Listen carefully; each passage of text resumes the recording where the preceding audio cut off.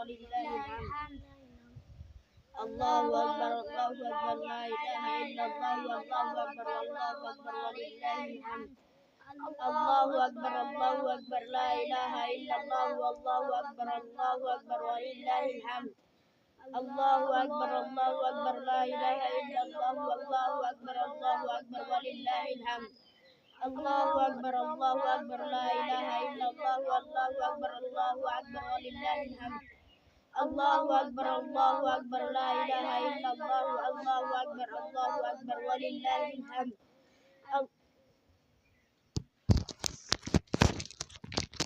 আসসালামু আলাইকুম রহমতুল্লাহ।